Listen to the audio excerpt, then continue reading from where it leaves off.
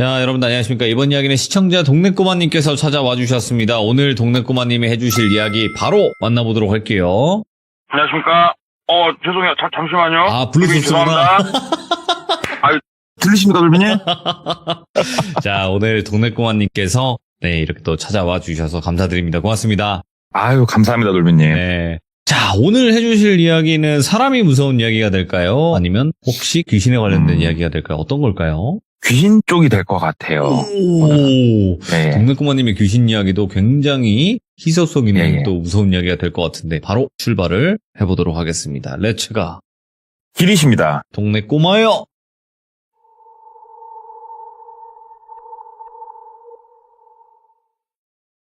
오늘 이야기 같은 경우에는 이제 귀신이라기보다 어떠한 영적인 무언가? 오, 이런 거에 대한 이야기가 될 것 같은데, 이야기는 저는 이제 흥미롭게 들었습니다만은, 무서운 쪽의 얘기는 아닐 수도 있겠다는 생각은 들어요. 그래서 말씀을 드려보자면, 이게 2004년도에 있었던 일이에요. 2004년도에, 이제 막 대학생이 된 똘비라는 한 남성이 있었습니다. 이제 우리가 대학교 처음에 딱 들어가면은 막 성인이 됐잖아요. 사슬이 쫙 풀리는 나이지 않습니까? 20살이. 대학도 들어갔겠다. 너무 행복하게 이제 시작을 하는 거죠, 대학 생활을. 그리고 원래 집은 조금 아랫지방이었어요. 근데 일부러 이제 우리가 대학교를 한 군데만 쓰는 건 아니잖아요. 몇 군데를 쓰면서 충청도에 있는 모 대학교를 일부러 본인이 굳이 거기를 가겠다. 오, 합격을 여러 군데 했지만 그래가지고 간 케이스였어요, 똘비가. 왜 그러냐면은 자취를 하고 싶은 로망이 있지 않습니까, 보통 그 나이 때. 그래가지고 이제 대학 생활을 딱 시작해가지고 아시다시피 에브리데이 술이죠. 먼 모임이다. 너무너무 재밌는 거예요, 하루하루가. 어른이 된 것 같고. 그러던 어느 날 어머니한테 전화가 이렇게 오더래요. 그래가지고 야, 엄마 하고 받으니까는 야, 똘비야, 너 지금 좀 내려와 있었다. 그러더래요. 그래서 왜요? 그러니까는 저기 내려오면은 얘기해 줄 테니까 일단 좀 내려와라. 그러시더래요. 그래가지고 이제 부랴부랴 내려갔대요. 내려갔더니 엄마가 급하게 내려오라고 한 이유는 다름이 아니고 첫째 형이 죽었다 얘기를 하더래요. 여기서 첫째 형이 뭐냐면 이제 똘비 아버지의 계보를 조금 말씀을 드려야 될 것 같아요. 똘비의 아버지의 형제는, 그러니까는 고모들은 제끼고 똘비 아버지가 막내였고 위로 큰아빠가 3명이 있었어요. 첫째 큰아빠의 첫째 아들 장손이죠.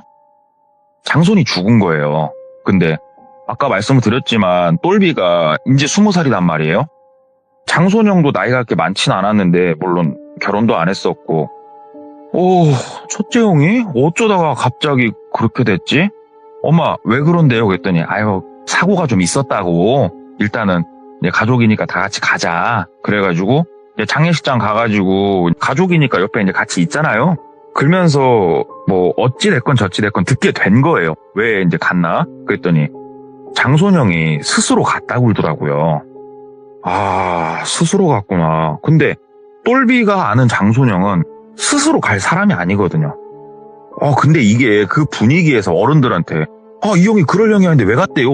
물어보고 다니기도 좀 하잖아요. 그래가지고 그냥 물어보지도 못하고 이제 다 장례를 마치고 엄마한테 이제 엄마 혹시 첫째 형이 왜 그랬을까? 첫째 형 그럴 사람 아닌데 문제 있었대? 그러니까 엄마도 잘 모르겠다고, 사람 마음 누가 알겠냐고, 그냥 슬프다. 참 착한 녀석이었는데. 그래서 그래요 어머니. 일단 하고 이제 그렇게 그 사건이 일단락이 됐어요. 그리고 우리가 대학 생활을 보통 이제 3월에 개강을 해가지고 6월 정도에 우리가 종강을 하지 않습니까? 종강을 할 때쯤 똘비는 학교 생활이 아주 조금 엉망이 되어 있는 상황이었어요. 왜 그러냐면 아까 말씀드렸다시피 개강한 지 얼마 안 돼가지고 첫째 형이 갔잖아요. 자, 위로 큰아빠가 3명 있었고 그 밑으로 자녀들이 쭉 있을 거 아닙니까? 똘비하고 같은 학년에. 똘비 위로 친척 형이 4명이 더 있었어요. 그래서 첫째 큰아빠한테 아들 2이 있었고, 둘째 큰아빠 하나, 셋째 큰아빠 하나, 똘비 2, 똘비 넷 동생도 하나 있었으니까 그렇게 쭉 있었는데, 첫째 큰형이 죽은 이후로 둘째 큰형이 교통사고를 크게 당했어요. 그래가지고 의식이 없는 상황이었고, 셋째 큰형도 스스로 마감을 했어요. 순차적으로. 이게 불과 3, 4개월 만에 일어난 일이에요. 이게 한 집안에서. 이게 너무 기묘하잖아요. 근데 똘비가 넘이 아니에요. 친척이고 명절 때도 자주 봤고 명절 때뿐만이 아니고 이 형들하고는 뭐 친하게 지냈으니까 평상시 연락도 가끔 하고 지내고 했는데 이 형들이 그럴 형들이 아니거든요.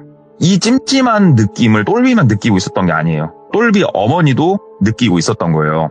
그래서 똘비 어머니가 똘비는 대학교 거기 자취하는 데서 놀면서 있었는데 너 그러지 말고 방학 때 내려와 있어라. 엄마 옆으로 좀 와 있어라. 그러시더라고요.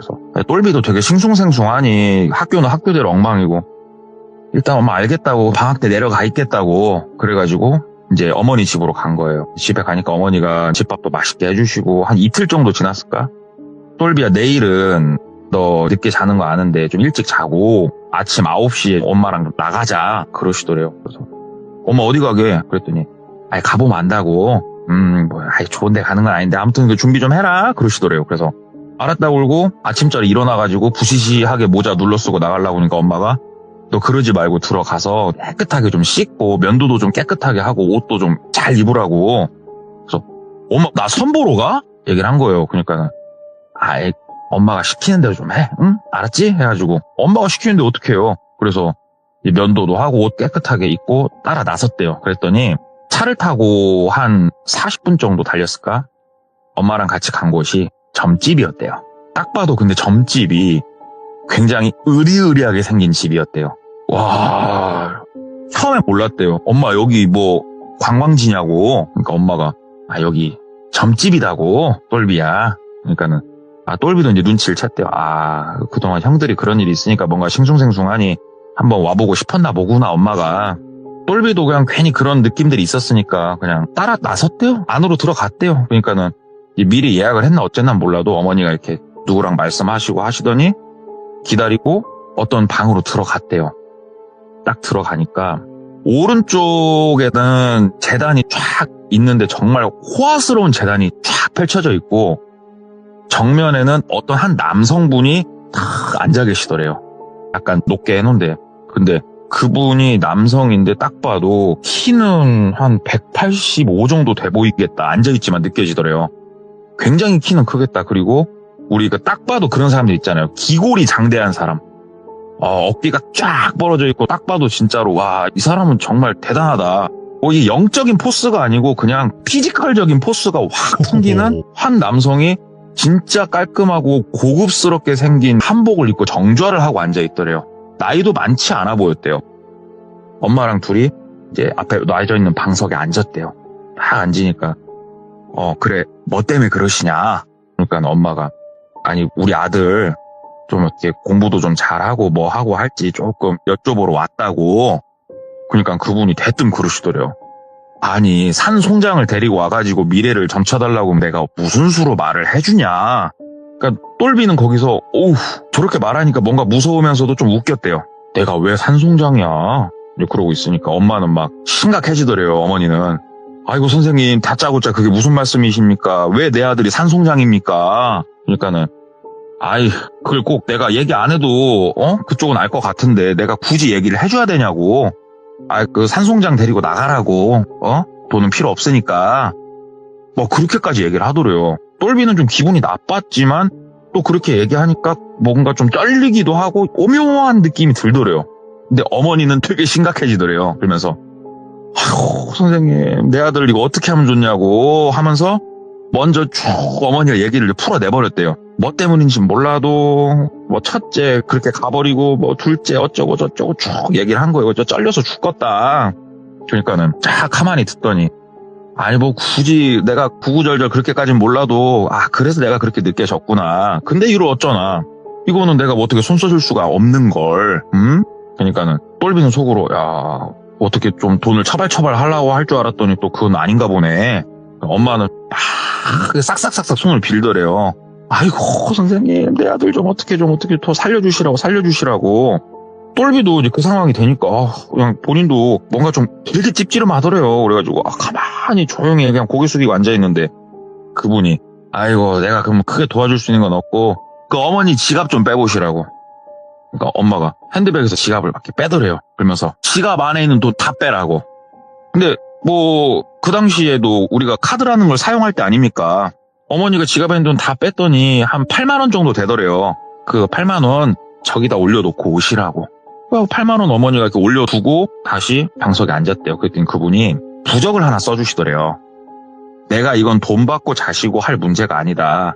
지갑에서 돈 빼서 올리라고 한 거는 그냥 인사 잘 드리라고 하는 의미고, 내가 해줄 수 있는 건 딴 건 없고 내가 부적을 하나 써줄 테니까 이거를 뭐 지갑에 넣고 다니든 아니면은 뭐 피부에다 박아버리든 항시 잘 가지고 다니라고 목숨이다 생각하고 내가 더 이상 해줄 수 있는 건 없다 그러더래요. 그래서 일단은 부적을 딱 한 장 받아가지고 엄마랑 나왔대요. 엄마가 나와서 얘기를 했죠. 엄마 여기 뭐냐고. 그러니까 엄마가 여기 내 친구 누구에서 내가 수소문해가지고 안 곳인데 여기가 그렇게 유명한 곳이다. 원래는 여기서 저 양반 얼굴 한번 보려면 대기빵을 반년을 넘게 타야 되는데 그래도 엄마가 돈으로 인맥으로 찍어 발라가지고 이렇게 금방 온 거니까 그래도 오기 잘하지 않았냐고 막 그러시더래요. 뭐 돈 밝히는 것도 아니었고. 그래서 엄마가 너 딴 생각하지 말고 이거 부적 잘 갖고 다니고 너 위험한 데 가지 말고 그냥 공부나 착실히 하라고. 너 학교 왔다 갔다 할 때도 버스만 타고 다니라고. 안전하게. 엄마 내가 애기도 아니고 내가 그런 건 알아서 잘 할게요. 그냥 나도 애기 들으니까 찝찝하긴 하네. 뭐 때문에 그런지도 모르겠고. 이제 그러고 나서 똘비가 다시 집으로 와가지고 어머니가 해주시는 맛있는 밥 먹다가 심심하죠. 그래가지고 이제 다시 올라갔대요. 동네 친구들도 고향 친구들도 한참 여러 번 만나고. 그래서 그 부적을 항시 지갑에 넣어가지고 다닌 거예요. 근데 어느 날인가부터 조금 이상한 느낌을 본인 스스로가 받기 시작을 한 거예요. 똘비가. 뭘 받기 시작했냐면은 뭔가 두려운 존재가 점점 다가오고 있는 듯한 막연한 느낌을 받기 시작한 거예요. 이게 심리적으로 내가 위축이 돼서 그런가, 뭔가 걱정이 돼서 그런가, 그런 생각을 하다가 누워가지고 이렇게 저녁에 불 꺼놓고 2004년도 그 당시에는 아시다시피 스마트폰이 없던 시절이잖아요. 그래가지고 일반 옛날 거 핸드폰 그 안에 문자 같은 거 보면서 이렇게 누워있다가 자려고 이제 핸드폰 탁 닫고 고개를 돌려가지고 딱 비계에다가 머리를 딱 바른 자세로 눕히는데 잠깐만 뭐지? 하고 다시 고개를 왼쪽으로 돌렸대요. 왼쪽에 뭐가 있었냐면 본인 방문이 있었고 방문은 닫혀 있었단 말이에요. 그리고 자취를 하니까 불은 다 꺼져 있죠. 근데 본인이 왜 고개를 돌렸냐? 어두운데 방문 밑에 틈 사이로 어두운데 더 어두운 자국 2개가 보이는 거예요. 마치 바깥에 누가 서 있으면은 그 발끝이 빛을 가리면서 더 어두워지는 것처럼 어둠 속에서도 더 어두운 2개가 보이는 거예요. 그래가지고 깜짝 놀래가지고 벌떡 일어나가지고 방문을 열었대요. 당연히 아무것도 없죠. 불을 켜도 아무것도 없고 내가 이걸 잘못 봤나? 근데 되게 무섭더래요. 그냥 엄청 무섭더래요. 그냥 그 사나이답게 불 끄고 자자. 불 다시 딱 끄고 문 딱 닫고 누웠더니 다시 안 보이더래요. 그래서 내가 괜한 생각을 했나 보다 라고 시작을 했고, 알 수 없는 그 발 같은 게 본인을 따라다니는 게 힐끔힐끔 보이는 거예요. 그날 이후로. 미친데요 이게. 대낮에 학교 강의실 옆에 화장실 같은 데서도 그게 힐끔힐끔 보이고, 그래서 본인이 뭔가 내가 심리적 압박 때문에 미쳤나라는 생각까지 했대요. 그러면서 똘비 스스로가 뭔가 내 스스로가 이거는 조금 한번 점을 좀 쳐보고 싶다라는 생각을 했대요. 본인이. 왜냐면 어머니 따라서 이제 갔다 온 영향이 있겠죠. 근데 단순히 신점 말고 그런 생각을 좀 했대요. 친구랑도 좀 얘기를 하다가 야 그냥 사주풀이 하는데 한번 가보라고. 그래서 네가 오래 살 놈인지 일찍 뒤질 놈인지 그거나 한번 보라고. 야 네 명이 길다고 하면 걱정할 거 없지 않냐. 그래서 그러면은 신점은 좀 찝찝하니까 그래 사주풀이나 한번 보고 오자. 그래가지고 인터넷으로 이제 막 그 지역 어디 막 검색을 해본 거예요. 뭐가 있나 그랬더니 뭐 딱히 뭐가 없기는 한데 어디 카페나 뭐 이런 데서 뭐가 있는 걸 좀 봐가지고 거기를 갔대요. 전화를 하고 갔더니 되게 조금 허름한 동네였고, 거기에 그냥 사주풀이 하는 데는 뭐 깃발 같은 거 안 꽂고 그냥 하잖아요. 들어갔대요. 들어갔더니 어떤 여성분이 앉아 계시고 아무도 없더래요. 그래가지고 저 오늘 몇 시에 오기로 한 사람인데요. 그랬더니 옆에 방문이 열리면서 어떤 남성분이 이렇게 나오시더래요. 그러면서 이쪽으로 들어오시라고. 그래가지고 들어가가지고 이제 뭐 생년월일 그래가지고 얘 뭐 몇 년 몇 월 제가 몇 시쯤 태어났대요 하면서 얘기를 한 5분쯤 했을까? 갑자기 부르륵 하면서 방문을 열어버리더래요. 미닫이 옆으로 드르륵 문을. 딱 뭐야 하고 딱 쳐다봤더니 아까 거실에 앉아 계시던 한 50대 후반 정도로 보이는 여성분이 그냥 대뜸 문을 여신 거더래요. 그래서 눈이 휘둥그레져가지고 이게 뭔 상황인가 하고 이렇게 보고 있으니까 그분이 사주풀이 하시는 분한테 고개를 이렇게 몽예를 하더래요. 몽예를 하면서 제가 좀 데리고 나가겠다고. 그러니까 사주풀이 하시는 분이 이분이세요? 그러더래요. 그래서 그분이 끄덕끄덕 하니까는 따라서 한번 나가보시라고 그러더래요. 그래서 일단 나가라고 하니까 거실 쪽으로 나갔대요. 나가니까 그분이 짐 챙겨갖고 따라 나오라고. 뭐예요? 그러니까는 가면서 얘기하자고. 일단은 하면서 얼떨결에 그냥 바깥에 보니까 뭐 주섬주섬 몇 개 있는 거 챙겨가지고 그분 뒤를 따라 나섰대요. 뚜벅뚜벅 따라 나서니까 그 골목을 딱 벗어나니까는 막 돌비 S클래스가 한 대 탁 있더래요. 예. 그래서 우와. 근데 딱 그분이 돌비 S클래스를 딱 운전석에 타시더래요. 그러면서 왕 시동을 걸고 창문을 촥 내리더니 타라고. 예? 어디 가시는데 왜 제가 뭐 이러고 있으니까 가면서 얘기해 줄 테니까 타라고. 그래갖고 누구셔요? 그러니까는 너 전 보러 왔잖아. 사주 보러 온 게 아니고 너 전 보러 왔잖아.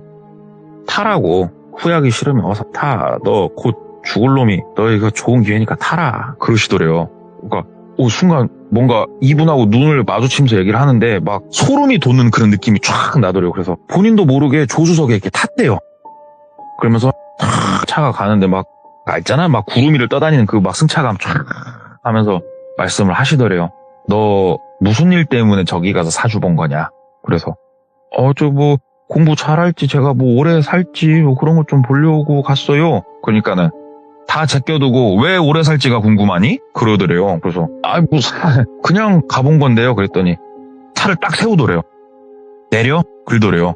그래서 예? 그러니까는 너 그냥 간 거면 내려. 그래 나 너 신경 안 쓸라니까 내려라. 아니면 지금이라도 똑바로 나한테 얘기를 해라. 그러시더래요. 이분은 뭐가 있긴 있나 누구지? 막 이런 생각이 먼저 들더래요. 그래서 말씀드릴게요. 그러니까 다시 차를 출발시키더래요. 그래서 실은 뭐 첫째 형이랑 이런저런 일이 있었고 찝찝해갖고 어떤 무당을 찾아갔었는데 제가 곧 죽을 송장이라고 해가지고 부적 하나 써가지고 뭐 해가지고 했는데도 아직도 쩔리고 뭐 헛것이 보이고 그래서 한번 제가 오래 살 놈인지 빨리 죽을 놈인지 궁금해서 한번 가봤습니다. 있는 그대로 다 얘기를 했대요. 그랬더니 대답도 안 하고 운전만 하면서 다 듣더니 그렇구나. 너 할머니는 기억나니? 그러더래요. 그래서 할머니요? 저희 할머니요? 그러니까는 예, 기억나죠. 제가 그래도 할머니가 저 중학교 땐가 초등학교 고학년 땐가 돌아가셨으니까는 당연히 기억나죠. 그러니까는 네 놈 할머니가 나한테 와서 부탁했다고. 너 오늘 여기 올 거니까 나보고 와가지고 너 데리고 너 도와주라고 해서 내가 지금 와서 기다리고 있던 거라고. 뭔가 영화 같은 일이 갑자기 똘비한테 펼쳐진 거예요. 얼떨결에 간 곳에서. 저희 돌아가신 할머니가요? 그러니까는 네 할머니가 분명히 네 할머니라고 했어. 목에, 팔목에, 손가락에 온통 금 붙이신 분이 얘기를 하더래요. 근데 똘비가 그 얘기를 듣고 엄청 놀랬대요. 참고로 이 똘비네 집이 부자예요. 집안이 부자예요. 집안이. 할아버지하고 할머니가 상당히 많은 부를 축적한 집안이었어요. 할아버지가 먼저 돌아가셨고 할머니가 이제 그런 것들을 관리를 하다가 돌아가시고 이제 큰아빠하고 고모들한테 재산을 분배를 해주고 그 다음에 돌아가신 케이스라는데 할머니가 살아생전에 똘비도 분명히 기억이 난대요. 그렇게 금을 좋아하셨어요. 너무 막 혐오스러울 정도는 아니지만 우리 할머니는 참 금을 좋아하는구나. 어려서부터 그냥 봐도 알 정도로 온몸에다 두르고 다니셨다고 그러더라고요. 근데 그걸 정확하게 표현을 하니까 너무 신기했대요. 그래갖고 이분은 보통 분은 아닌가 보다. 왜? 내가 여기에 오늘 오기로 한 거는 우리 가족은 몰라요. 그냥 인터넷에서 내가 찾아보다가 예약을 한 곳이고 우연히 왔는데 이걸 알아맞춘다는 것 자체가 너무 신기하잖아요. 지금 저희는 어디로 가는 거냐고 그랬더니 일단 나 사는 데로 가고 있다.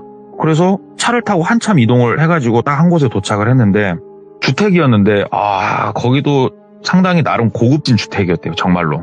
딱 들어갔는데 이 정도 사이즈 주택이면은 그래도 뭐 가족들도 있고 할 줄 알았는데 진짜 좀 큰 주택에 무당분 혼자 딱 사시는 느낌이 딱 나더래요. 여기서 혼자 살면 무섭겠다.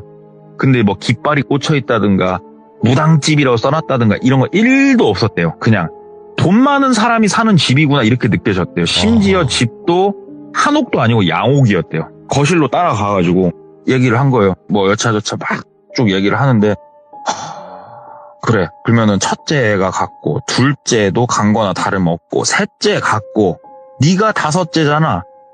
넷째 어딨니? 그러더래요. 그래서 넷째? 잠깐만 생각을 막 했대요. 둘째 형 입원해가지고 병원에서 내가 봤던 것 같고 셋째 형 장례 치를 때는 못 봤는데 모르겠어요. 그러니까는 전화 한번 해보라고. 그래서 이제 바로 위에죠. 본인한테 넷째 형한테 전화를 한 거예요. 전화기가 꺼져 있더래요.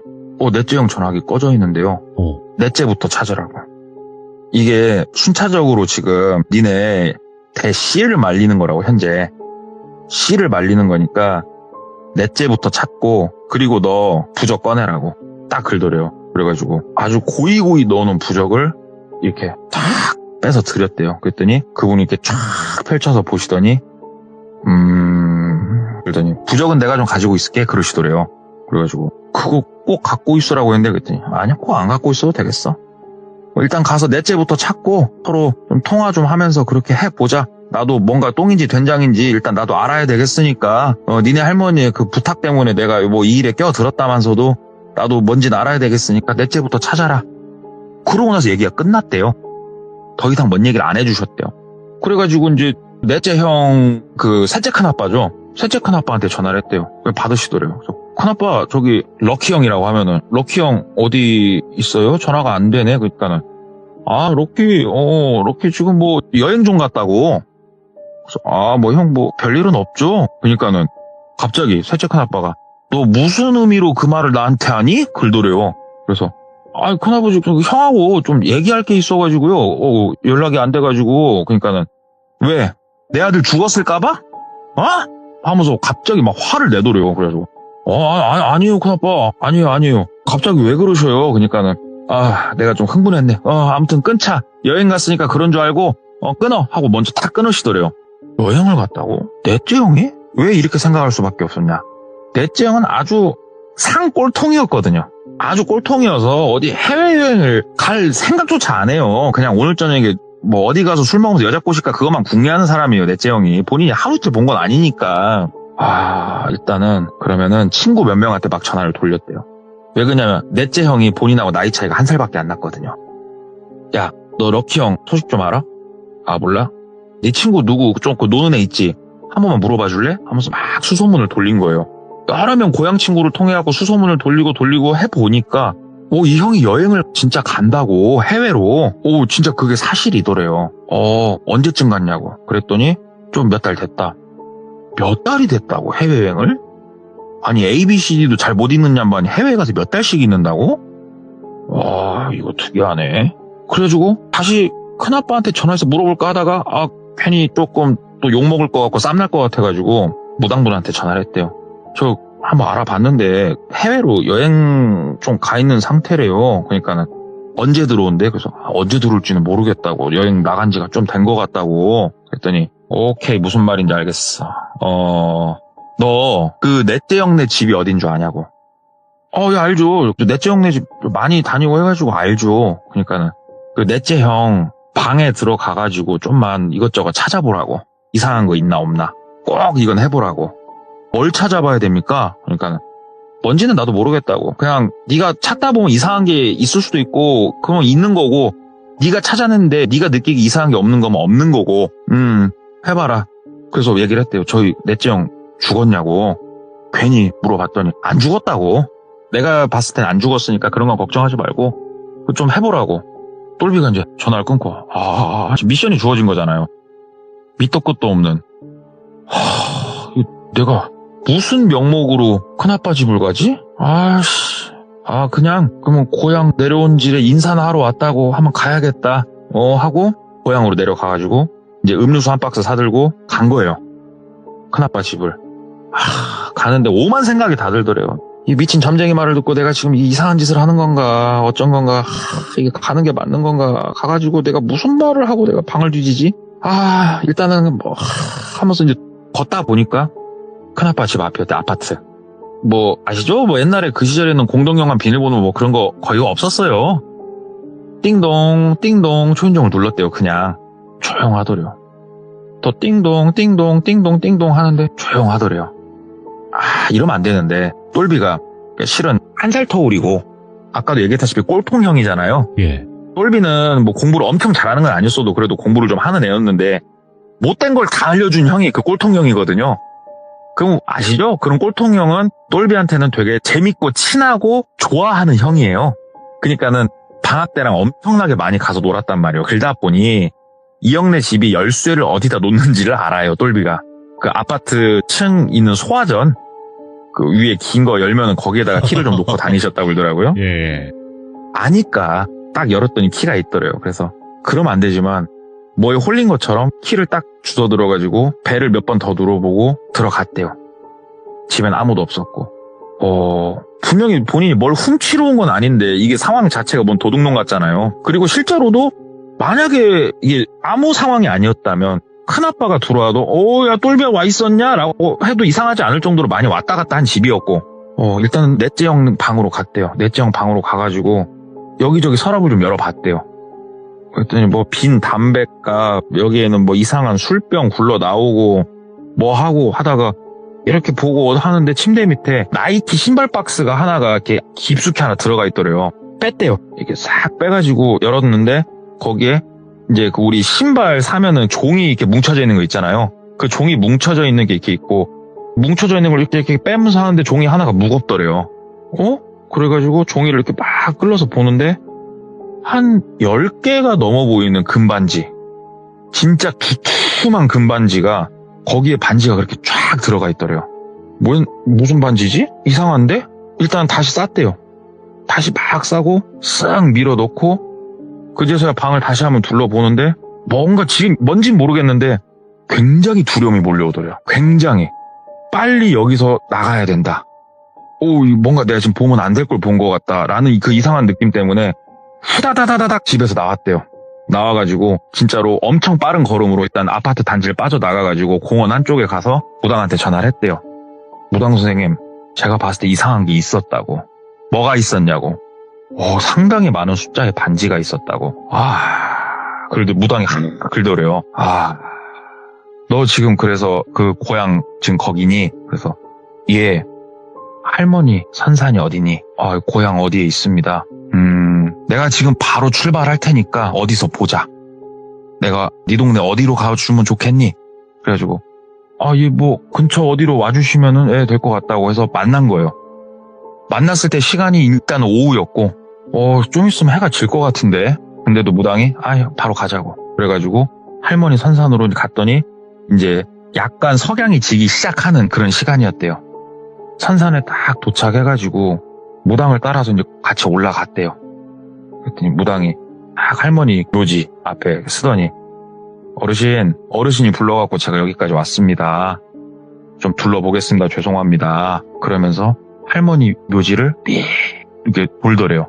근데 이제 보통 우리가 그러잖아요. 설 명절 지나고 추석 때나 돼야 우리가 벌초하러 산에 가지 않습니까? 딱 가는데 그 묘지가 좀 한쪽이 파져 있더래요. 이게 그러니까는 막 파놨다기보다는 뭔가를 하고 급하게 다시 이 모양을 만들어 놓은 느낌? 예? 네, 그 느낌이었대요. 그러더니 혀를 차더래요. 그러면서 무당이 고개를 들어가지고 막 주변을 이렇게 돌아보더래요. 돌아보면서 터는 좋다, 터는 좋아. 산신령이 무릎팍에 앉아있는 터네, 그러더래요. 그래서 뭔 소린가 가만히 있었대요. 근데 산신령님이 지켜보는데 그런 짓을 했으니 안 죽어 나가고 백이겠냐고. 그래가지고 선생님 무슨 말씀하시는 거냐고. 그러니까는 보면 모르겠냐고. 이거 묘지 한번 깠다고. 예? 그러니까 묘지 한번 이거 팠다고. 뭔 말인지 모르겠어? 그래가지고 그 무슨 말씀이시냐고. 그러니까는 넷째 형 혼자 했는지 누가 했는지 모르겠지만 넷째 형이 묘지 깠다고. 똘비가 생각을 하다가 어릴 적 생각을 막 더듬은 거예요. 본인이 막 예. 할머니가 살아생전에 금붙이를 그렇게 좋아하셨잖아요. 롤렉스 금장시계, 진짜로 막 두툼한 금목걸이에 금팔찌 이거를 가족들이 상황이 금전적으로 쪼들리는 사람들이 아니었다 보니까 할머니 거 금붙이들을 전부 다 넣어드렸대요. 갈 때 가져가시라고 관에다가 싹 넣어드리고 석실처럼 해가지고 관 넣고 석실 위에 뚜껑 닫고 흙 얹이고 그 위에 봉분을 만든 건데 넷째 형이 한 번씩 농담으로 한 말이 갑자기 생각이 나는데 소름이 돋더래요. 우리 할머니 묘지는 보물창고라고. 와, 넷째 형이 사고 쳤구나. 와, 이 개자식이 세상에 엄마 아빠가 유흥비 안 주니까는 뭐 유흥비가 없으니까 이걸 깠구나. 똘비가 갑자기 막 그걸 멍하니 생각을 하고 있으니까 무당이 뭔 말인지 얼추 알겠는 눈빛이네? 그러더래요. 그래서 그럼 할머니가 노하신 거냐고, 조상님들이 노하신 거냐고. 그러니까는 아니다고. 니네 할머니는 본인 뭐 뚜껑을 열었던 닫았던 그래도 내 손주들이라고. 니네 할머니는 화 안 나셨다고. 니네 할머니 오히려 지금 무릎 꿇고 빌고 계신다고. 누구한테 빌고 계셔요? 그러니까는 누구긴 내가 아까 뭐라고 했냐고. 여기가 산신령님 무릎이라고 하지 않았냐고. 네가 산신령이면 자손이 와가지고 뚜껑 열고 그거 빼가는데 화 안 날까? 여기다가 묘지 털을 잡을 때는 산신령님한테도 분명히 고사를 지냈을 거라고. 굽어 살펴 주시옵소서. 굽어 살펴주고 있는데 자손이 와가지고 그 짓거리 하고 있으면은 여기에 문제가 안 생길까? 그러더래요. 그래서 듣고 보니까 맞긴 한데 혼란스럽더래요. 되게. 아니 그러면 산신령 때문에 이 줄초상이 나고 있는 건가? 내가 말했지. 니네 집 씨가 마를 거라고. 고모들 쪽에는 아마 아무 일 없을 거라고. 니네 남자들, 니네들만 지금 문제가 다 생길 거라고. 근데 나는 이 넷째가 지금 참 희한하다고. 왜 얘가 지금 외국에 나가 있는지도 모르겠고 이거는 아마 뭐가 있을 거라고 그러더래요. 그래가지고 제가 조금 더 알아보겠습니다 하고 일단은 무당이 다시 올라갔대요. 본인 시내에다 떨궈주고. 정말 머릿속이 혼란스럽더래요. 그래가지고 일단 엄마 집으로 갔대요. 딱 이제 집에 가가지고 엄마한테 얘기를 해야 되나 말아야 되나 고민을 이제 막 하다가 엄마 저기 오늘 이런저런 일이 있었다. 내가 위에서 어떻게 하다가 우연히 알게 된 분인데 너무 신기할 정도로 그렇게 했고 그러다 보니까 나도 좀 믿음이 가는데 엄마 내가 이걸 어디까지 믿고 어떻게 하는 게 맞을까 엄마한테 얘기를 한 거예요. 그러니까 엄마가 잠깐만 엄마랑 갔던 그 기골이 장대한 남자 무당 있잖아요. 엄마가 생각하더니 그 무당집을 결국엔 최종적으로 알려준 사람이 바로 위에 큰엄마였던 거예요. 야, 네 말이 맞으면 이거 뭔가 그쪽에 야로가 있는 것 같다. 아이고야 내 새끼 어떻게 하면 좋아 내 새끼 하면서 엄마가 갑자기 막 본인을 끌어안더래요. 무섭다고. 그러니까는 본인이 엄마 할머니가 그래서 나 지켜주시려고 한 명 인도해 주신 거 아니냐고. 엄마 내가 이거를 믿고 한번 해보는 게 그래도 낫겠지? 엄마 내가 이상한 거 아니지? 그러니까 엄마가 그래라 뭐라도 해봐라 이거. 나 무섭다. 솔직히 요즘 잠잘 때마다 꿈속에서 나 네 장례 치르는 꿈 꾼다고. 잠을 못 잔다고 내가. 니네 아빠도 똑같은 꿈을 꾸는데 미치겠다고. 알았다고. 나 내일 그럼 날 박는 대로 다시 올라가겠다고. 그래가지고 그 무당 집으로 택시를 타고 갔대요.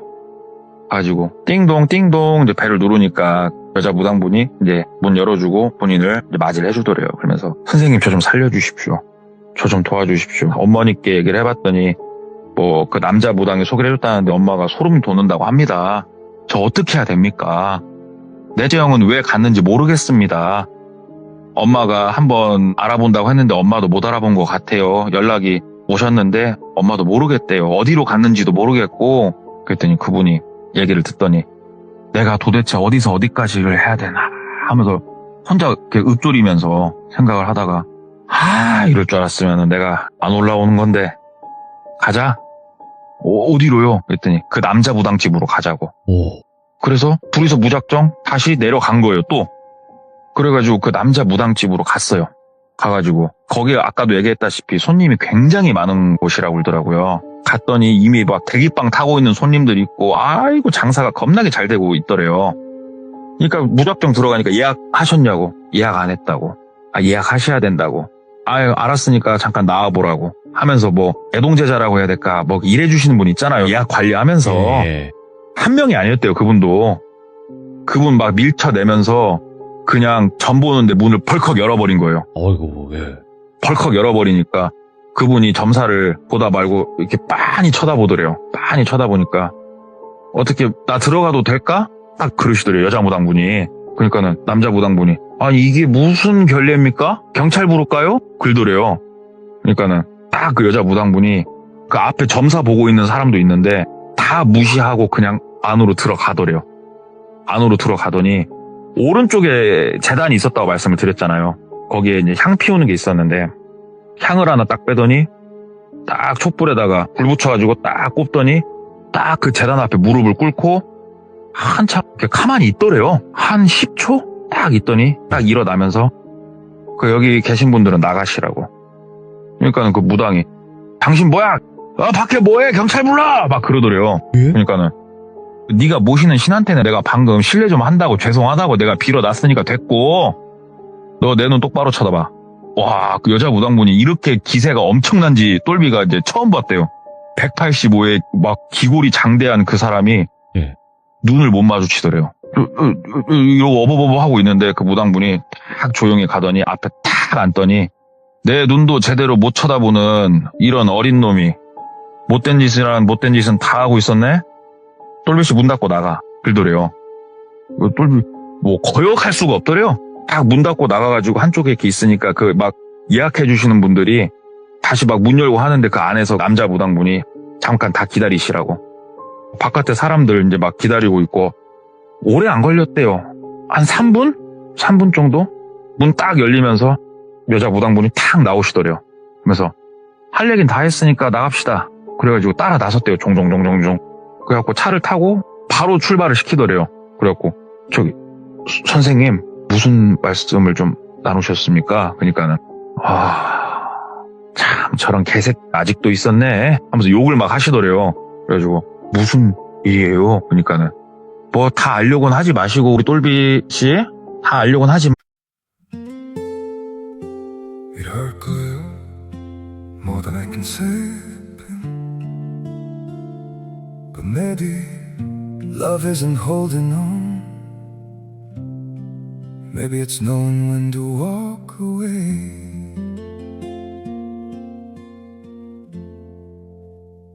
we try to hold what we're slipping through like sand running from our hands every promise started losing shape we couldn't be what we once planned your eyes would look right through mine like you were already gone we stayed too long in a fading light trying to prove we still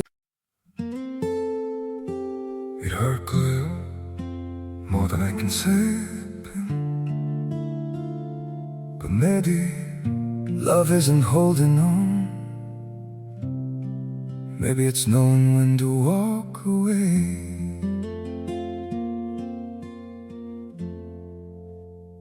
we try to hold what we're slipping through like sand running from our hands every promise started losing shape we couldn't be what we once planned your eyes would look right through mine like you were already gone we stayed too long in a fading light trying to prove we still it hurt 거예요 more than I can say but maybe love isn't holding on maybe it's knowing when to walk away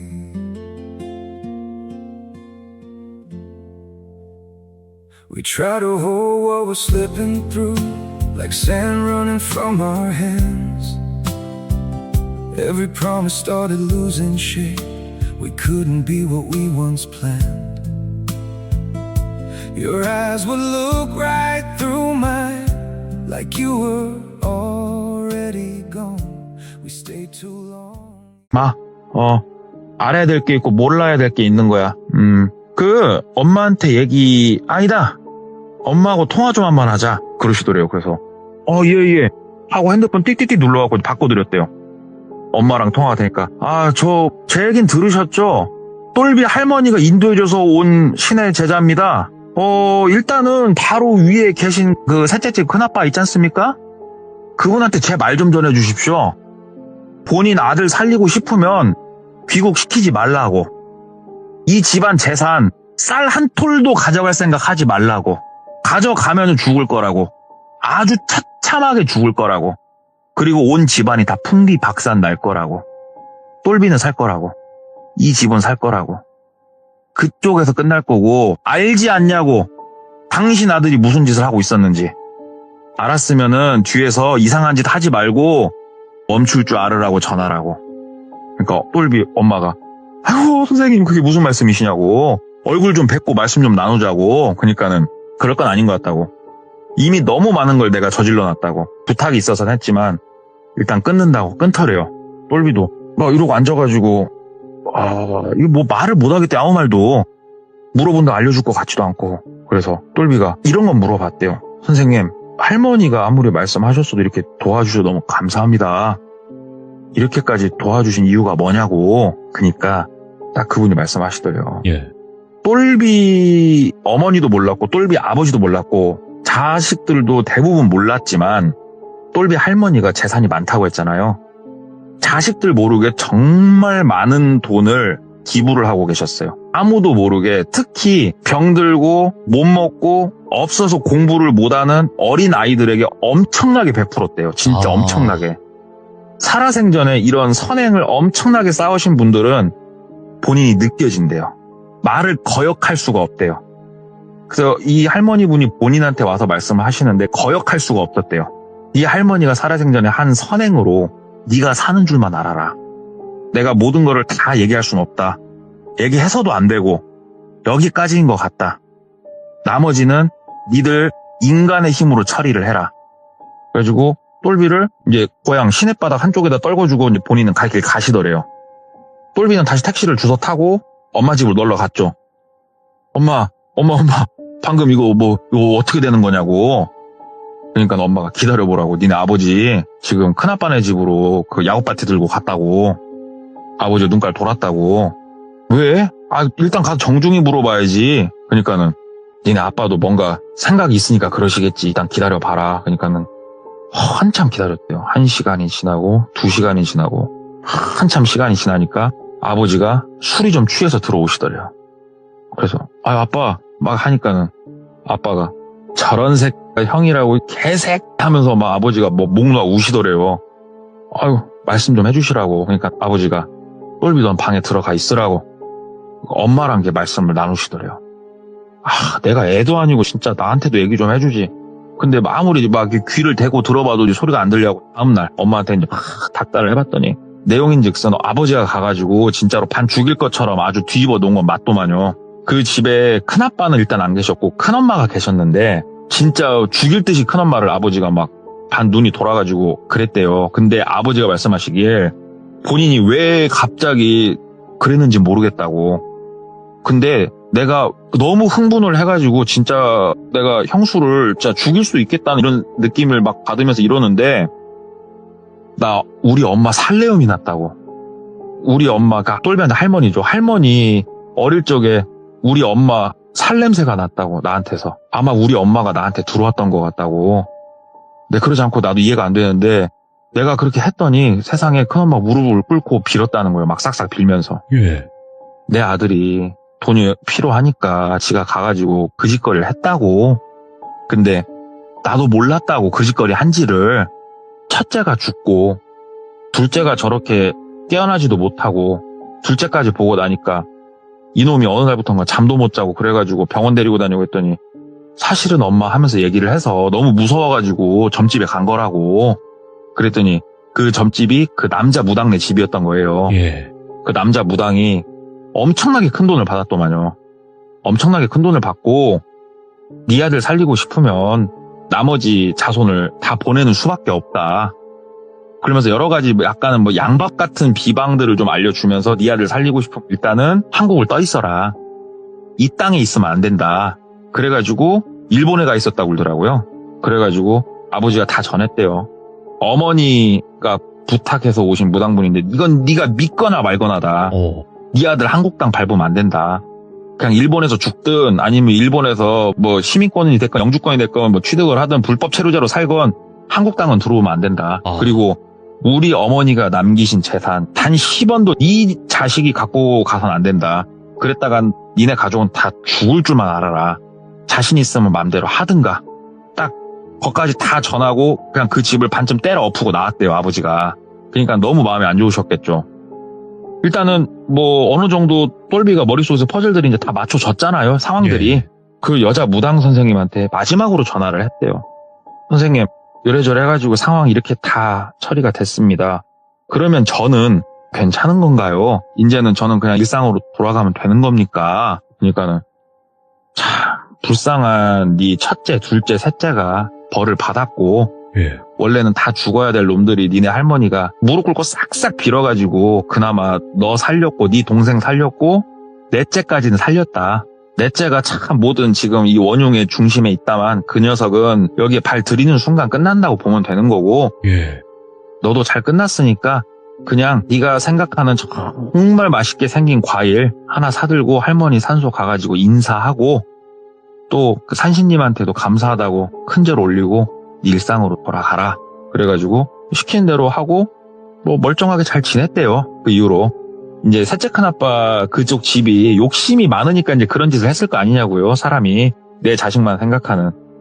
근데 정말 신기하게도 그 바로 위에 형 한국당을 밟았는지 어쩐지는 모르겠지만 죽었고 그리고 셋째 큰아빠하고 셋째 큰엄마가 진짜로 병원에서도 원인을 밝힐 수 없는 시름시름 앓다 죽었대요.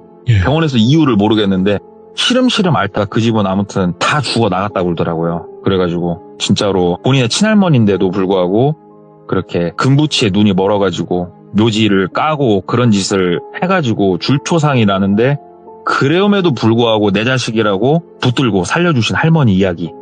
네. 그래가지고 조금 이게 제 전공이 아니잖아요 지금. 어쩌다가 여기까지 전공을 살리셨는지는 모르겠지만 이것도 전공 집어넣으셔도 돼요. 말하면서도 이게 사실 이게 지금 말이 안 되긴 하는데 들은 게 있으니까. 근데 이 얘기를 제가 왜 처음에 돌비는데 키워드를 보내드렸었잖아요. 네. 제가 이제 보내드린 게 이게 뭐 주목을 끌고 그러려고 했던 게 아니고요. 네. 이 이야기를 저한테 전해준 사람이 있잖아요. 엄청 친한 건 아닌데 제가 이제 시간이 많은 직업이지 않습니까? 네. 그러니까는 파묘를 보자고 그러더라고요. 예. 예, 근데 제가 예전에 돌비님한테 얘기했나 모르겠지만 저 극장 가는 걸 생각보다 안 좋아해요. 예. 극장을 좀 안 가는 사람이라서 나는 나중에 OTT나 다른 거 나오면 집에서 볼란다. 네네. 근데 이 이야기를 해주는 거예요. 본인이 이 영화를 꼭 보고 싶은 이유가 내가 이런 일을 여기까지만 얘기할게요. 예. 뭐 전해 들은 걸 수도 있고 본인이 겪은 걸 수도 있겠죠. 예. 아무튼 우리 또 동네꼬마님께서 전공 장르가 사실상 현실 공포는 맞는데 복수 전공이라는 게 또 있지 않습니까? 예. 충분히 양쪽을 다 넘나드는 그런 또 최고의 시드래무 참여자분이 아니신가 또 생각을 합니다. 너무너무 감사드립니다. 고맙습니다. 네, 감사합니다. 네. 자, 그냥 동네꼬마님은 다 섭렵을 하시려고 하시네요.